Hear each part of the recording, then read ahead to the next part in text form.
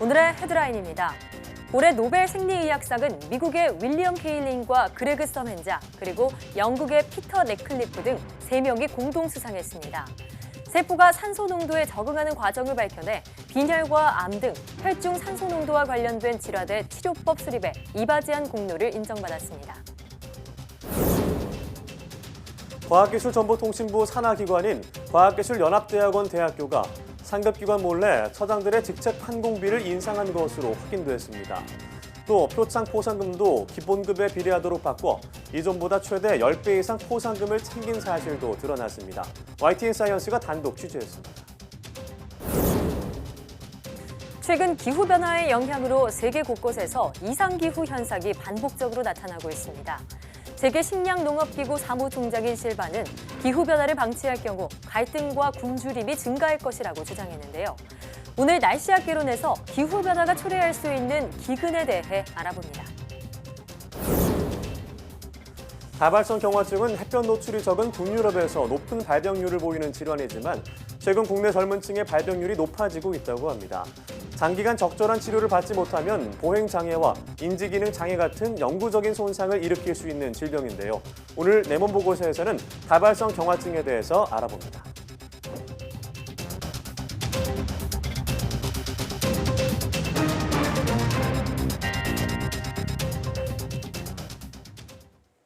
여러분 안녕하십니까? 사이언스 투데이입니다.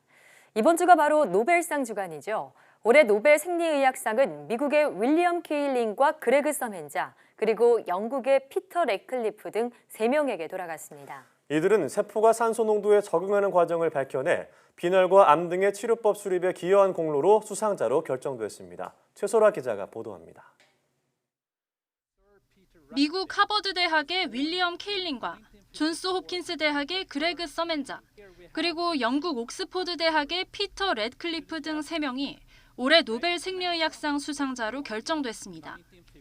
스웨덴 노벨위원회는 산소 농도에 따른 세포의 적응 과정에 대한 연구 공로를 인정해 이들 3명을 올해 노벨 생리의학상 수상자로 선정했다고 발표했습니다. The Nobel Assembly at Karolinska Institutet has today decided to award the 2019 Nobel Prize in Physiology or Medicine jointly to William Kaelin, Sir Peter Ratcliffe, and Greg Semenza for their discoveries of how cells sense and adapt to oxygen availability. 이들은 세포가 산소 농도를 인식하고 여기에 적응하는 과정을 밝혀 빈혈과 암 등의 치료제 연구에 이바지했다고 노벨위원회는 평가했습니다. 노벨 생리의학상 발표를 시작으로 물리학상과 화학상이 발표되고 이어 문학상과 평화상이, 그리고 14일은 경제학상 수상자가 발표됩니다. 가장 관심을 모으고 있는 노벨 평화상 수상자와 관련해 외신에서는 10대 기후운동가인 스웨덴의 툰베리와 도널드 트럼프 미국 대통령이 가장 많이 거론되고 있습니다. 2003년생인 툰베리는 지난해 8월 학교에 가는 대신 스웨덴 의사당 앞에서 기후변화 대책을 요구하는 1인 시위로 엄청난 반향을 불러일으켰습니다. 한 달 넘게 이어진 툰베리의 호소는 전 세계 100여 개 도시에서 수백만 명의 학생들이 참여하는 미래를 위한 금요일 운동으로 발전했습니다. 툰베리는 지난달 UN 총회 일정 중 하나인 기후행동 정상회의에서 격정적인 연설을 통해 기후변화에 대처하지 못한 세계 지도자들이 꿈을 빼앗아갔다고 비판하기도 했습니다. 2017년 취임 후 노벨 평화상에 애착을 드러낸 트럼프 대통령은 지난달 기자들에게 공평하게 수여한다면 자신은 많은 일과 관련해 노벨상을 받게 될 것으로 생각한다며 수상자 선정이 공평하지 않다고 주장했습니다. 지난해 스웨덴 한림원의 이른바 미투 논란으로 시상이 취소된 노벨 문학상의 경우 지난해와 올해 수상자가 오는 10일 함께 발표될 예정입니다. YTN 사이언스 최소라입니다. 이렇게 올해 노벨 생리의학상은 산소가 부족할 때 세포가 어떻게 이를 인지하고 적응하는지를 밝혀낸 3명의 과학자에게 돌아갔는데요. 네, 이번 연구는 빈혈이나 암 등 다양한 질병 연구의 근본이 되고 있습니다. 자세한 내용 전문가와 함께 알아보겠습니다. 경북대학교 약학과 이유미 교수 지금 전화로 연결돼 있습니다. 안녕하세요. 네, 안녕하세요. 네, 먼저 이번에 노벨 생리의학상을 받은 연구 내용이 어떤 것인지 설명 부탁드리겠습니다. 네, 우리 몸의 세포가 생존하려면 산소가 꼭 필요하다는 사실은 잘 알려져 있는데요. 네. 세포가 산소가 부족한 상태에 놓일 때가 있습니다. 이런 경우를 세포가 저산소 상태에 놓여 있다고 하는데요. 예를 들면 고산지대에 사는 사람이나 빈혈이 있는 사람의 세포가 그렇고 혈관이 막혀서 혈액 공급이 잘 안 되는 조직에도 이런 일이 생깁니다. 90년대까지만 해도 세포가 어떻게 저산소 상태를 인지하는지 또 여기에 적응해서 에너지를 만들어내는지 그게 잘 알려져 있지 않았습니다. 그런데 이번에 노벨상을 받은 세 과학자가 이런 기전을 분자적 수준에서 밝힌 겁니다.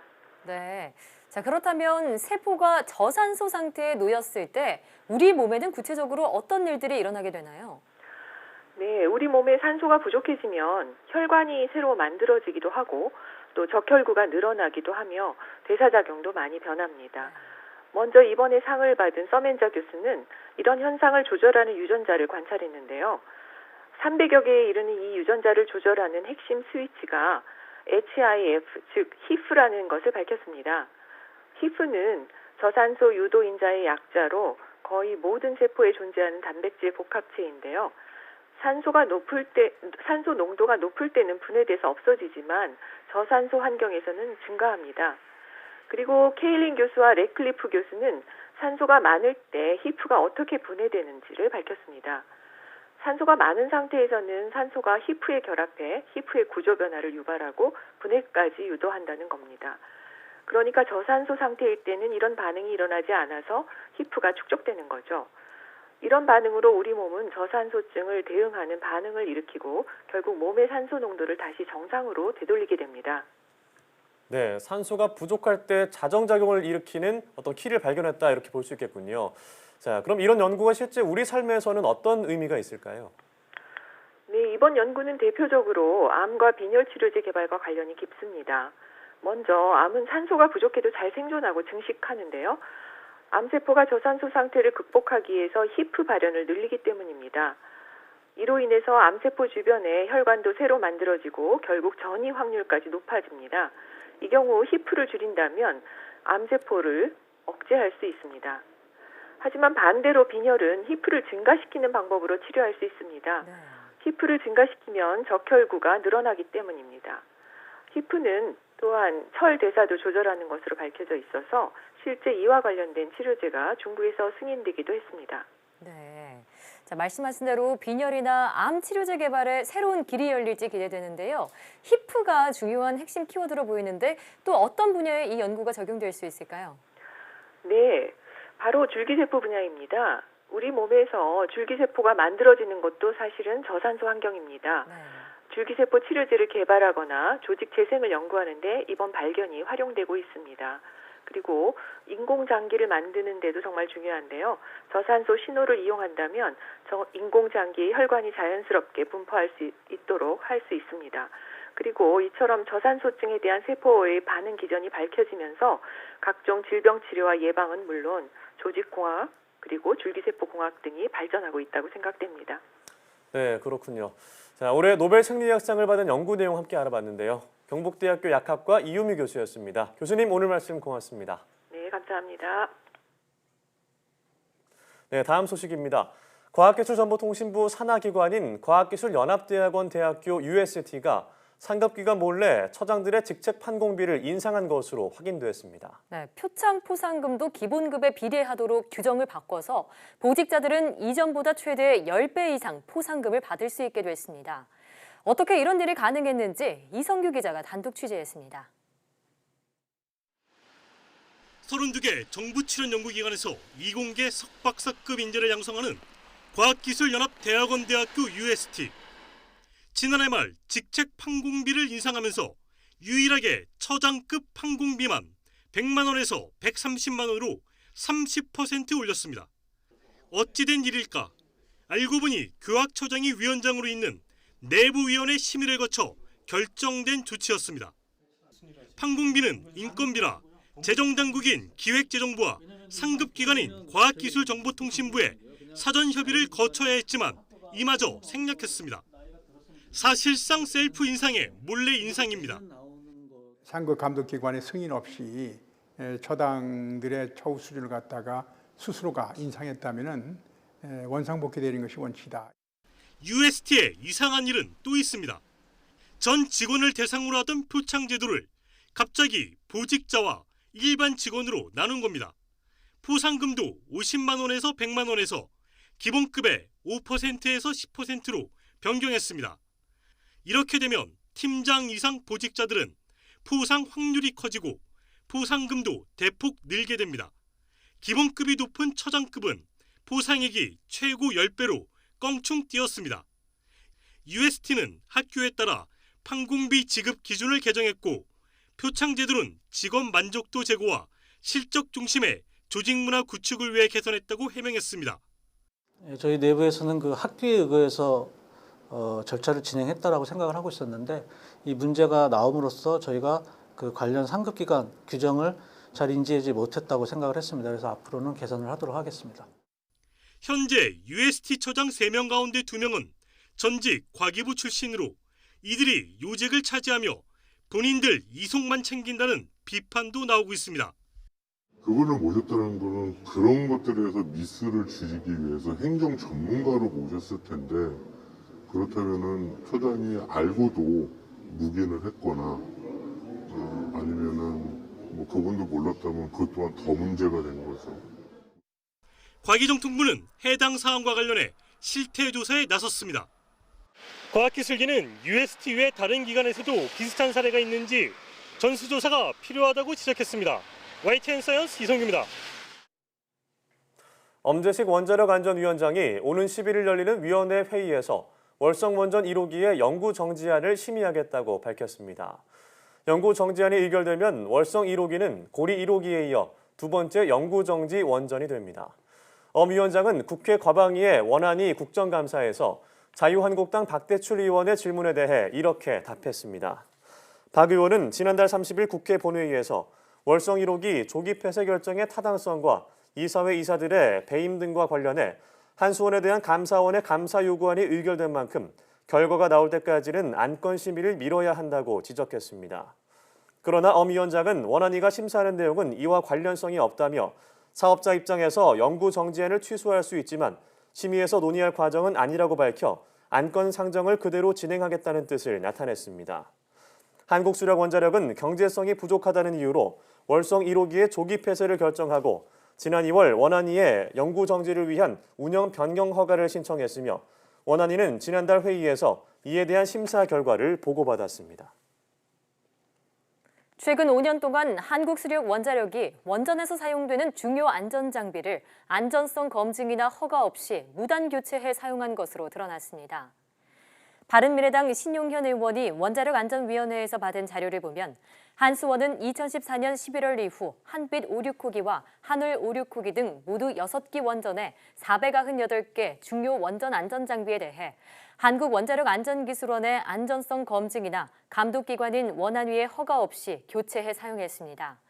신 의원은 해당 원전들의 문제 장비들은 노심 출구 온도를 계측하는 1등급 안전장비 159개와 제어봉의 위치를 지시하는 3등급 안전장비 339개였다며 이를 교체할 때는 감독기관의 안전성 검증을 받은 뒤 최초 원전 운영 허가 시에 제출하는 보고서에 변경 사항을 기록해야 한다고 설명했습니다.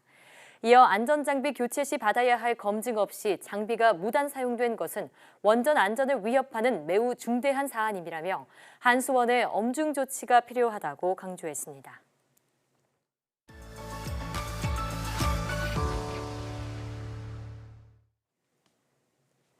최근 기후변화의 영향으로 세계 곳곳에서 이상기후 현상이 반복적으로 나타나고 있는데요. 기후변화가 지속해서 발생한다면 식량 생산 감소와 기근과 같이 인류의 삶 자체를 고통 속으로 빠뜨릴 수 있다고 합니다. 오늘 날씨학 개론에서 기후변화로 인한 식량 생산 감소와 기근에 대해 알아보겠습니다. K웨더 반기성 센터장과 함께합니다. 어서 오세요. 네, 안녕하세요. 네. 자, 기후변화를 포기하지 않고 방치할 경우 갈등과 굶주림이 증가할 것이다. 작년 노벨 평화상 포럼에서 세계 식량농업기구 실바 사무총장이 한 말입니다.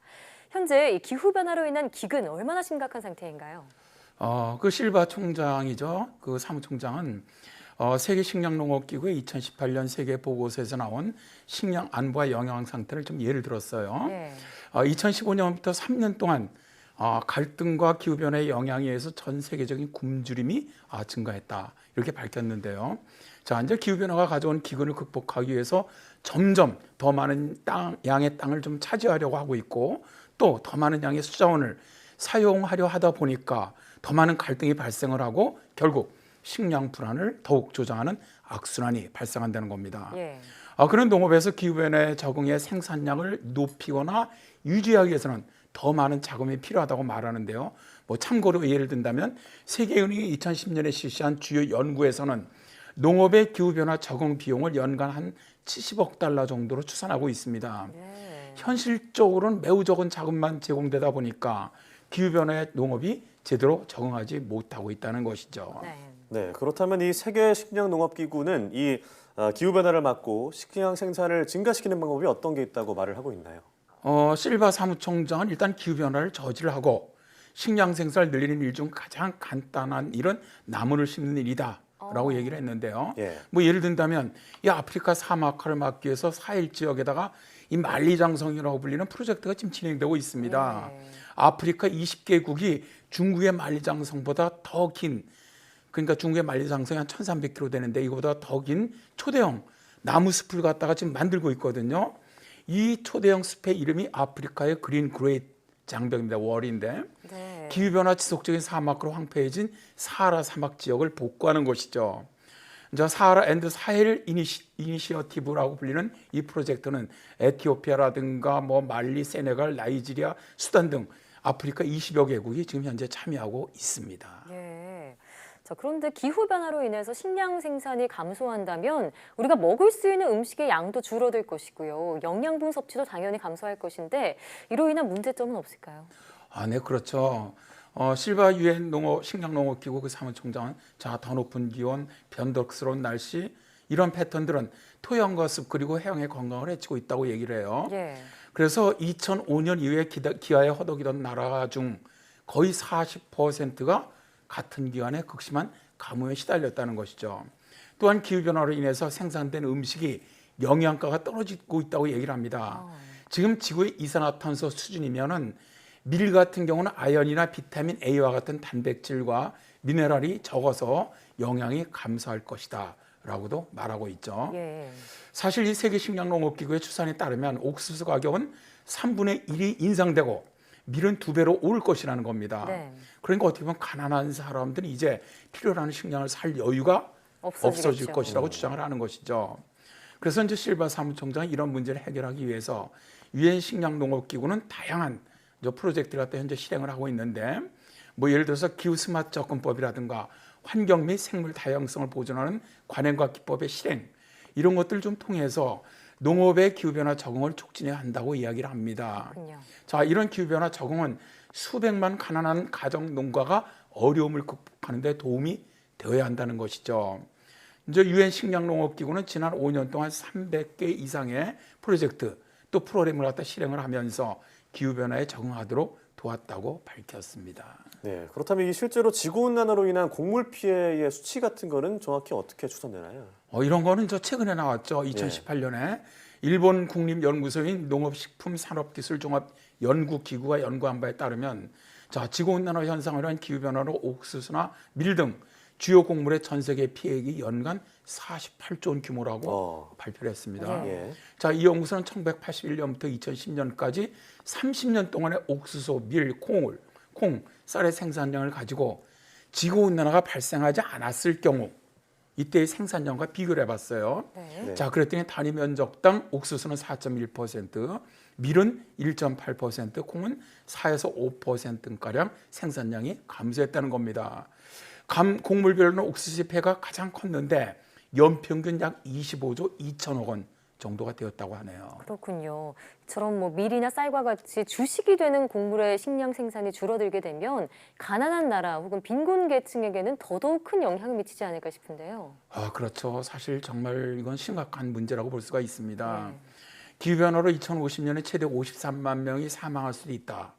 이 말은요, 올해죠. 2019년 1월에 뉴 잉글랜드 의학 저널에 실린 영국의 앤드류 헤인스 박사의 추산입니다. 예. 그는 지구온난화로 인한 기후변화가 인간 건강에 아주 치명적이다 이렇게 이야기를 했는데요. 이 수치는 5년 전 헤인스 교수 공동 저자로 참여했던 세계보건기구 보고서보다 훨씬 더 심각한 겁니다. 5년 전 보고서에서 헤인스 교수는 2030년에서 2050년 동안 매년 25만 명이 사망할 것이라고 예상을 했었거든요. 네. 근데 헤인스 교수는 논문에서 2030년경에는 기후변화로 1억 명의 사람들이 극도의 기근 상태에 직면할 수가 있다. 기근은 사람들이 건강을 더 나쁘게 만들게 될 것이다라고 이야기를 하면서 자, 민물 자원의 고갈, 심각한 생물 다양성 감소, 해양의 산성화, 어류의 남획, 대형 산불 및 삼림 벌채 등은 식량 생산의 감산뿐만 아니라 이게 이제 공중보건에 대한 위협에 심각하게 작용한다. 이렇게 주장하고 있죠. 네, 뭐 말이 2030년, 50년이지만 사실 얼마 안 남았잖아요. 맞습니다. 예, 정말 심각한 문제인 것 같은데 많은 기후학자들이 이제 말뿐이 아니라 행동으로 해야 될 때다 이렇게 주장을 하고 있는데요. 자, 우리가 생활 속에서 간단하게라도 할 수 있는 뭐 방법이 있다면 어떤 게 있을까요? 자, 우리가 행동해야 하는 것들이 진짜 많죠.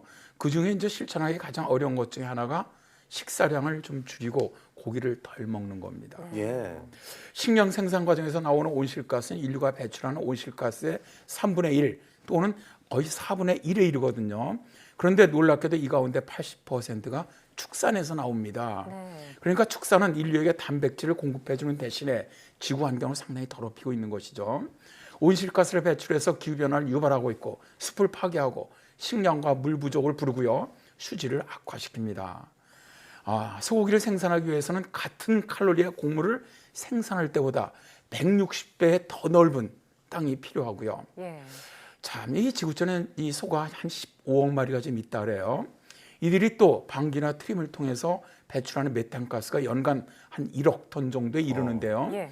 이들이 내뿜는 메탄가스의 온실 효과는 전 세계 차들이 내뿜는 배출가스의 온실 효과보다 더 큽니다. 그래요? 그러니까 우리가 고기를 조금씩만 덜 먹어도 지구온난화를 막고 식량 생산의 감산도 막을 수 있다는 것이죠. 예. 고기 섭취를 줄이는 게 어렵다면 적어도 적당량의 식사를 하고 또 음식을 남기지 않으려는 노력을 모두가 실천하는 게 좋겠습니다. 맞습니다. 네, 오늘 말씀 잘 들었습니다. 네, 고맙습니다. 고맙습니다.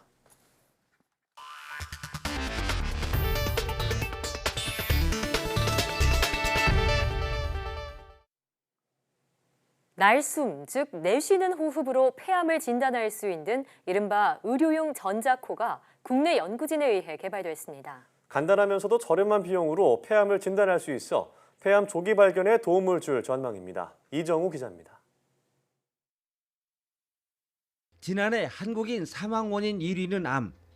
그중 폐암 사망률이 가장 높아 진단과 예방이 매우 시급한 상황입니다. 현재 폐암 진단에 주로 사용되는 엑스선 검사나 CT 검사법은 방사선 노출 위험이 있고 검사 비용이 비싼 게 부담입니다. 국내 연구진이 내쉬는 호흡을 통해 폐암을 조기에 진단할 수 있는 기술 개발에 성공했습니다. 정상인과 다른 특이한 휘발성 유기화합물들이 나옵니다. 이 유기화합물을 센서로 측정해서 인공지능을 적용을 해서 폐암 환자들을 조기에 스크리닝하는 기술입니다. 암세포가 만드는 휘발성 유기화합물을 감지하는 센서로 날숨의 성분을 분석해 기존 환자와 비교하면 폐암 유무를 쉽게 판별할 수 있다는 설명입니다. 분당 서울대 병원팀의 도움으로 폐암 환자 37명과 정상인 48명 날숨을 채취해 데이터를 만들었고 기계학습 모델을 개발해 적용한 결과 75%의 정확도를 보였다고 밝혔습니다. 이 기술은 폐암의 조기 진단뿐만 아니라 위암과 비만 등 다른 분야에도 활용이 가능합니다. 위암 진단이나 폐암 진단이나 그 기본 원리는 같습니다. 역시 위암 진단도 마찬가지로 센서의 고도화, 그리고 위암 환자에 대한 빅데이터를 활용한 고도화가 필요하다고 생각을 합니다. 이번 연구 결과는 국제학술지 센서 앤 액추에이트 B에 실렸으며 의료기기 업체의 기술을 이전해 상용화에 나서게 됩니다. YTN 이정우입니다. 최기영 과기정통부 장관이 아르헨티나 과학기술생산혁신부 장관과 만나 양국의 과학기술 분야 협력 방안을 논의했습니다. 과기정통부는 최 장관과 리나 바라나오 아르헨티나 과학기술생산혁신부 장관이 만나 과학기술협력 양해각서에 서명했다고 밝혔습니다. 양해각서에는 두 부처가 데이터 분석과 인공지능 바이오, 나노기술 분야 등에서 과학기술 정책을 공유하고 연구자들의 교육과 훈련을 지원하며 공동 연구를 진행한다는 내용이 담겼습니다. 바라나우 장관은 방한 중에 한국생명공학연구원과 KT 등 국내 바이오, ICT 분야 기관과 기업을 방문하고 민간 협력 방안에 대해서도 논의할 계획입니다. 또한 최기현 과학기술정보통신부 장관이 우리나라의 미래를 위해 젊은 연구자들을 마음껏 연구할 수 있도록 지원하겠다고 말했습니다. 최 장관은 기초과학연구원을 방문해 젊은 연구원들과 간담회를 하고 IBS에는 우수한 연구자들이 창의성을 발휘해 마음껏 연구할 수 있도록 하겠다고 말했습니다. 최 장관은 연구자들과 IBS 연구단 운영과 연구자 처우 개선 등에 대한 의견을 나눴고 IBS의 운영 현황과 지하실험 연구단, 연구 현장에 대해서도 보고받았습니다. 장관 방문에 맞춰 민주노총 소속 전국 공공연구노동조합은 성명을 내고 IBS 종합감사 결과 공개를 요구했습니다. 노조는 지난해 특별점검과 올해 초 4개 연구단 대상 감사에서 채용 비리와 연구비 횡령, 표절 등 불법 행위와 연구윤리 위반 사항을 적발했고 지난 6월부터 추가 종합감사를 진행했는데 그 결과를 보고하지 않고 있다고 지적했습니다. 한국항공우주연구원 창립 30주년 기념식이 대전 ICC 호텔에서 각계 인사가 참석한 가운데 열렸습니다. 기념식에서는 연구원 설립과 발전에 도움을 준 개인과 기관, 단체에 대한 공로패 수여와 함께 우리나라 항공우주의 미래 30년 계획을 담은 미래비전 2050이 발표됐습니다. 지난주 태풍 미탁이 지나고 또다시 태풍 소식입니다. 올해 발생한 태풍 가운데 가장 강력한 19호 태풍 하기비스가 북상 중입니다. 태풍은 일본 규슈에 상륙할 가능성이 크지만 우리나라 남쪽 지역은 태풍의 직간접 영향권에 들 것으로 보여 주의가 요구됩니다. 김진두 기자가 보도합니다. 괌 주변에서 북서진하고 있는 19호 태풍 하기비스의 모습입니다. 북상하며 더 강해져 초속 55m, 시속 198km에 달하는 폭풍을 동반한 올해 최강 태풍으로 발달할 것으로 보입니다. 태풍은 오키나와 동쪽 해상을 거쳐 이번 주말쯤 일본 규슈 남쪽 해상까지 올라올 것으로 보입니다. 이후 진로는 유동적이지만 일본 규슈에 상륙한 뒤 동쪽으로 틀어 일본 열도를 강타할 가능성이 큽니다. 이 시기에 우리나라 북쪽에서 찬 공기가 내려와 북태평양 고기압이 다소 수축할 것으로 예상되고 있어 진로는 일본 쪽으로 진출이 예상되지만 여전히 변동성은 있겠습니다. 하지만 태풍 반경이 워낙 커 남해와 동해, 남해안과 동해안은 태풍의 직간접 영향권에 들 것으로 보입니다. 태풍특보가 해상이나 내륙, 섬 지역 등 우리 영토 한 군데라도 내려지면 이 태풍은 영향태풍으로 분류됩니다. 만일 하기비스가 우리나라에 영향을 주면 올해 영향태풍은 총 8개로 관측 사상 최고 기록을 세웁니다. 기상청은 태풍 진로가 유동적인 데다 18호 미타기 할퀴 구간 동해안과 남해안에 영향을 줄 것으로 보이는 만큼 태풍에 대한 경계가 필요하다고 밝혔습니다. YTN 김희두입니다.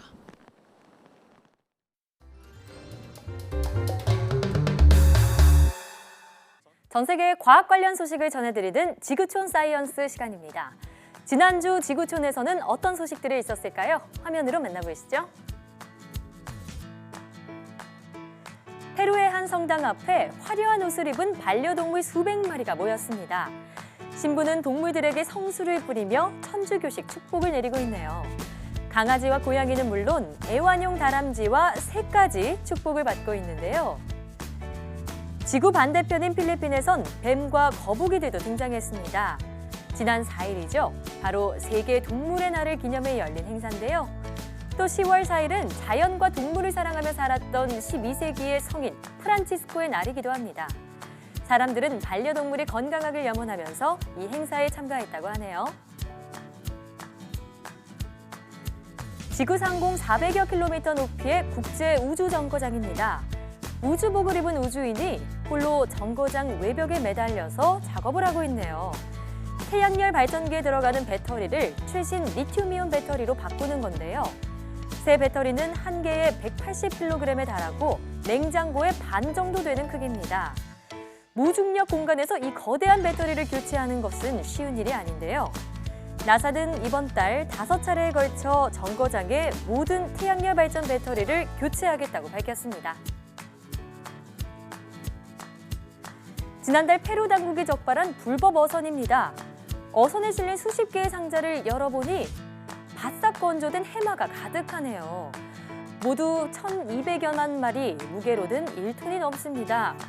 해마는 멸종 위기에 처한 동물로 함부로 잡아들이거나 거래를 해서는 안 되는데요. 이번에 적발된 불법 포획 규모는 유례가 없을 정도로 거대해서 보는 이들을 아연실색하게 만들었습니다. 이 어선은 건조한 해마를 중국 등지에 약재로 팔 계획이었다고 하는데요. 체포된 선원들에겐 3년에서 5년의 징역형이 내려질 예정입니다. 지금까지 지구촌 사이언스였습니다.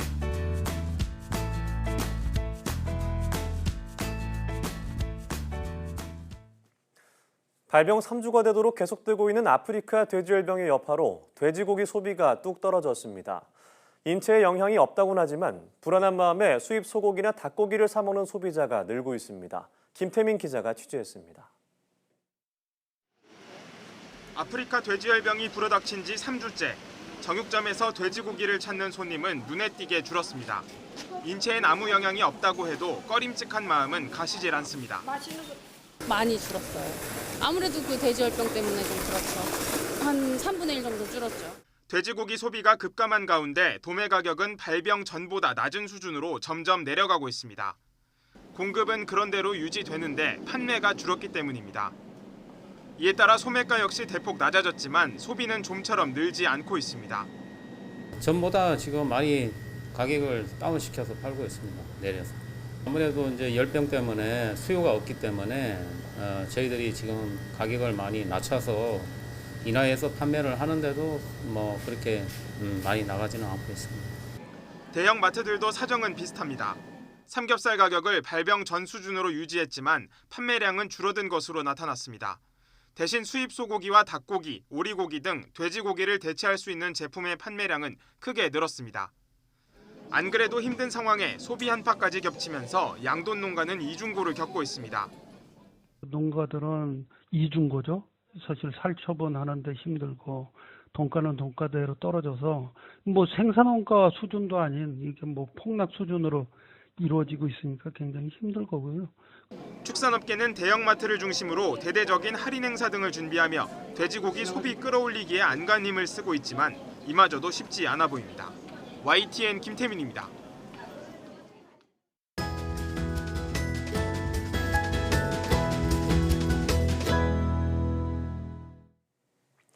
다발성 경화증은 햇볕 노출이 적은 북유럽에서 높은 발병률을 보이는 질환이었는데요. 하지만 최근 국내 발병률도 높아졌을 뿐 아니라 증세도 심각해지고 있다고 합니다. 네, 오늘 내 몸 보고서에서는 다발성 경화증에 대해 자세히 알아보겠습니다. 서울대학교 병원 신경과 김성민 교수와 함께합니다. 어서 오세요. 네, 반갑습니다. 네, 다발성 경화증 사실 좀 생소한 질환이긴 한데 젊은 층에게서 요새 좀 많이 나타나고 있다고 하더라고요. 어떤 질환인가요? 우리 몸의 신경계는 크게 중추신경계와 말추신경계로 나눕니다. 이 중 중추신경계에 해당되는 부분이 뇌와 척수 그리고 시신경인데요. 다발성 경화증 이 중추신경계의 만성적인 염증이 반복 혹은 진행성으로 발생하는 병입니다. 이런 만성적인 신경계 염증은 호전과 악화를 반복하며 신경을 손상하게 되는데요. 장시간 적절한 치료를 받지 못하면 보행장애, 인지기능장애 등의 영구적인 손상을 일으킬 수 있습니다. 네, 이렇게 뇌, 척수 그리고 뭐 시신경과 관련된 중추신경계 염증이 생기는 질환이다 이렇게 말씀해 주셨는데요. 이 다발성 경화증이 걸리는 원인은 무엇일까요? 다발성 경화증은 자가면역 질환입니다. 자가면역 질환이란 몸 안의 면역을 담당한 세포들이 세균과 같은 해로운 세포만 공격해야 하는데 이러한 정상적인 면역 기전이 손상 혹은 왜곡되어 해롭지 않은 자신의 세포를 공격하는 질환들을 말합니다. 대표적인 자가면역 질환에는 류마티즘 관절염이 있는데요. 류마티즘 관절염과 다발성 경화증의 차이점이라면 류마티즘 관절염은 관절을 공격하는 데 반해 다발성 경화증은 중추신경계를 공격하는 질환이라는 점입니다. 네, 면역 체계의 이상 때문에 발생한다 말씀해 주셨는데 그럼 이렇게 신경을 전달하는 부위에 염증이 생기면 우리 몸에는 어떤 증상들이 나타날까요? 염증이 생기는 위치에 따라 다양한 증상이 발생 가능합니다. 시신경에 염증이 생길 경우 갑작스러운 시력 약화가 나타날 수 있고요. 척수에 염증이 생길 경우 양측의 팔 또는 다리에 위약, 감각 이상 등이 발생할 수 있습니다. 그리고 뇌염증이 생길 경우에는 중풍과 유사하게 한쪽 팔 또는 다리에 마비나 감각 이상이 발생하기도 하고 구음장애 및 인지기능 장애도 발생할 수 있습니다. 중추신경계여서 그런지 모르겠지만 이제 몸의 많은 부분에서 그러네요. 네, 걸리게 되는 거군요. 자, 그런데 이제 젊은 사람일수록 다발성 경화증에 걸릴 위험이 크다 이렇게 이런 얘기도 있는데 그 이유가 있을까요? 정확히 표현하자면은 젊은 사람일수록 다발성 경화증의 위험이 크다는 것보다는 젊은 다발성 경화증 환자가 늘고 있다는 표현이 더 맞는 것 같습니다. 다발성 경화증은 보통 20세에서 40세 사이의 나이에 주로 발생하는 질환인데요. 최근 국내 여러 종합병원의 자료를 볼 때 젊은 나이에 진단되는 환자의 비율이 급속도로 증가하고 있습니다. 이런 현상의 원인으로는 두 가지 가능성이 있겠는데요. 국내 다발성 경화증의 중증도가 심해지면서 보다 어린 나이부터 증상이 발생하고 있을 가능성과 또 하나는 의료기술이 발달하면서 다발성 경화증이 좀 더 조기에 진단되고 있을 가능성이 있습니다. 실제로 국내 다발성 경화증의 진단 및 치료 기술 또한 많은 발전이 있어 최근 환자분들은 첫 증상 발생 이후 평균 1년 이내에 진단되는 것 같습니다. 그렇군요. 앞서 다발성 경화증이 주로 백인에게서 많이 나타나는 질환이라고 하셨는데 혹시 아시아권 환자들에게 나타나는 그런 증상과 차이가 있을까요? 그 다발성 경화증의 증상이 동양과 서양인이 다르다는 개념이 오랫동안 있었습니다. 동양인의 다발성 경화증과 서양인의 증상이 다르고 동양인은 서양인보다 시력 소실과 보행장애가 더 심하다는 개념이 수십 년간 학계에 있었지만 일단 결론부터 말씀드리자면 동양인과 서양인의 다발성 경화증 증상은 근본적으로 크게 다르지 않습니다. 그럼에도 불구하고 이런 개념이 오랫동안 있었던 가장 큰 요인은 국내를 비롯한 아시아 국가의 시신경 척수염이라는 질환의 유병률이 매우 높기 때문입니다. 이 시신경 척수염은 다발성 경화증과 유사한 증상을 보이지만 그 원인 및 치료가 다른 자가면역 질환이는데요. 증상이나 MRI가 다발성 경화증과 비교적 유사하여 국내의 많은 시신경 척수염 환자가 과거에 다발성 경화증으로 진단을 받았기 때문입니다. 다발성 경화증은 주로 뇌의 염증으로 나타나는데 반해 시신경 척수염은 이름과 같이 주로 시신경과 척수의 염증으로 나타납니다. 또한 다발성은 만성적인 염증으로 장기간 서서히 증상을 발현하는 데 반해 시신경 척수염은 급성의 심한 염증으로 증상이 급격히 발생하는 질환입니다.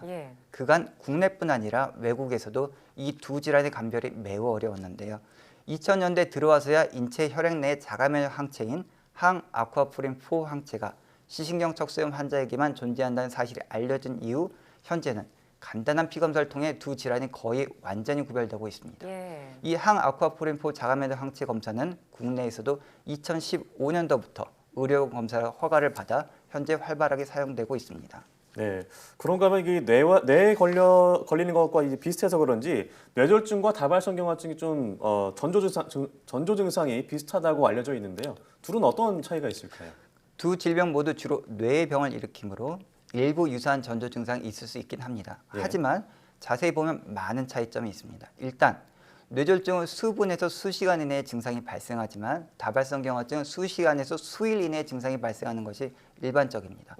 또 뇌졸중은 더욱 고령의 고혈압, 당뇨, 심장질환이 있는 분에게 더 많이 발생하는 데 반해 다발성 경화증은 20대에서 40대 사이에 기저질환이 없는 건강한 사람들에서 더 많이 발생합니다. 마지막으로 뇌졸중은 갑작스러운 시력 소실과 같은 시신경염 증상, 그리고 양하지 위압과 같은 척수염 증상들이 동반되지 않습니다. 또 뇌 MRI를 찍을 때 무증상의 다발성 염증성 병변들이 다수 뇌실 옆에 관찰되는 것이 다발성 경화증의 특징이기도 합니다. 또 증상 발생 수일 이내에 디퓨전 MRI라는 영상 기법을 이용하여 MRI를 촬영할 경우 급성 뇌경색과 다발성 경화증은 비교적 쉽게 구별되기도 합니다. 뇌졸중과의 구별법 알려주셨는데 가장 중요한 건 빨리 알아채고 병원에 가는 것이겠죠? 네, 맞습니다. 다발성 경화증의 치료법은 어떻게 되나요? 일단 다발성 경화증의 치료를 위해서는 약물 치료와 재활 치료가 병행되어야 합니다. 약물 치료로는 자가주사제제, 경구약 또는 병원에서 투약하는 주사제제 등의 다양한 약제들이 있으며 그 효과와 부작용에 따라 1차 치료제에서 3차 치료제로 구별이 됩니다. 일반적으로 3차 치료제일수록 그 효과가 크지만 부작용의 위험 또한 커서 환자분들께서 본인의 증상, 기존 약제의 효과 및 부작용에 따라 개별 주치의 선생님들과 상담을 통해 어떤 약제를 이용하여 치료할지를 결정하게 됩니다. 재활치료는 침범 부위에 따라 뇌질환 환자나 척수질환 환자에게 시행하는 재활치료를 합니다. 근력 강화 및 경직 완화 등을 목표로 하는 운동 치료를 주로 시행하고 이와 함께 작업 재활 치료 또는 언어 재활 치료도 고려할 수 있습니다. 네, 개별 주치의 그 상담을 통해서 결정하는 게 중요할 것 같은데요. 네. 자, 그럼 다발성 경화증을 예방하는 방법에는 어떤 것이 있을까요? 네, 약제 이외에도 생활 습관을 통해 다발성 경화증의 위험자를 회피하는 것이 매우 중요합니다.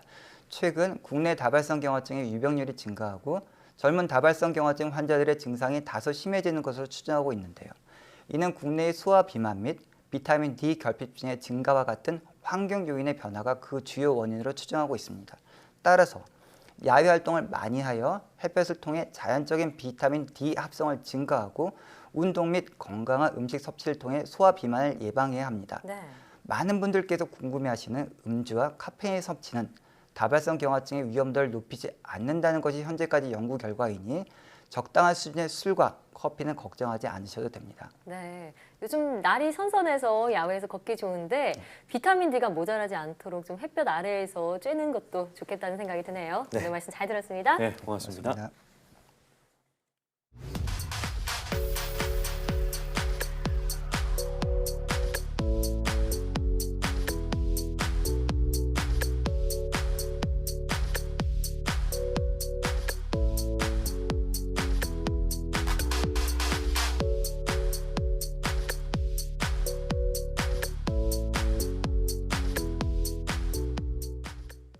우리가 먹는 음식이 건강은 물론이고 기후 변화에도 영향을 주고 있습니다.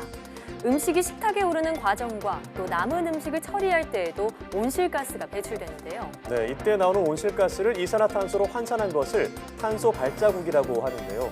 한식의 대표 주자인 설렁탕과 불고기와 같이 소고기가 들어간 음식이 탄소 발자국을 많이 남긴다고 합니다. 우리나라 국민이 일주일에 한 끼 식단에만 변화를 줘도 온실가스를 크게 줄이는 데 도움이 된다고 하니까요. 하루쯤은 지구를 생각하며 채식을 해보는 건 어떨까요? 네, 사이언스 투데이 오늘 저희가 준비한 소식은 여기까지입니다. 함께해 주신 여러분 고맙습니다.